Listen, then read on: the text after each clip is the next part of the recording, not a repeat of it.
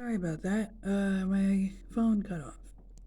So, if you know grunge, then you should be familiar with the style. The grunge style, or the fashion, usually consisted of messy, dirty hair, messy, uh, kinda messy, but not too messy makeup, dark colored eyeshadow, and a dark colored lip, whether it's a dark red or burgundy.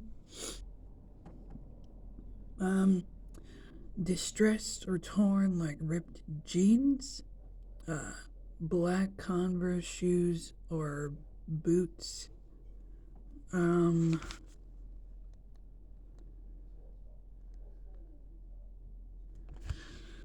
yeah. Also, pleated plaid or like flannel t-shirts. Grungy, kind of like messy makeup that's pretty like with a dark lip and like dark colored eyeshadow. Messy hair. Uh, what I say? Torn, distressed jeans, like torn, ripped up jeans. T-shirts that consist of bands or singers, so like the Ramones or Nirvana or other bands, Smashing Pumpkins, other bands like that.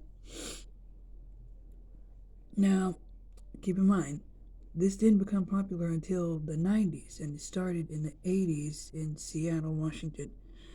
I see a lot of grunge subculture in movies and TV shows. For example, there's this movie, The Craft. There is a character named Nancy Downs. She is more on like the goth, like witchy subculture, not so much of the grunge. She does wear a lot of like spiked chokers. Also, chokers. Chokers, like tattoo chokers, spike chokers. That's heavily a part of, well, not the tattoo ones, but like the spike studded chokers. Those are for more like goth, grunge, and like the punk rock type of subculture. Um, yeah. Some of the colors that I've seen consisted of black, gray, uh, just very dark colored clothes. You can maybe add in some green and some red or some purple in there, or maybe like a navy blue. But it mostly just consists of dark colored clothes, black, and you can also wear like fishnet tights if you wanted to. This is like the alt grunge subculture. Um, I will be doing a video on that as well. So,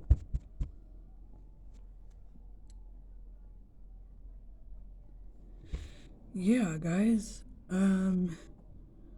The music, again, it's pretty much sad or mad lyrics that talk about like social issues, social justice, or teenagers, teenage angst, doesn't conform to societal norms in society. Grunge is more like, as far as the music goes, screeching vocals, um, with guitars and drums.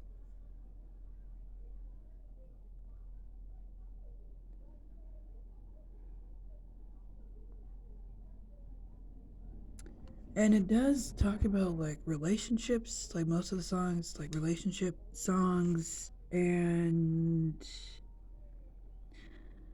screeching vocals, or, again, sad or mad lyrics with screeching vocals.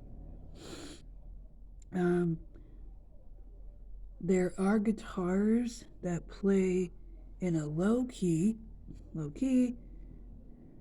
and drums that play with either a 6 or 4 piece set of drums.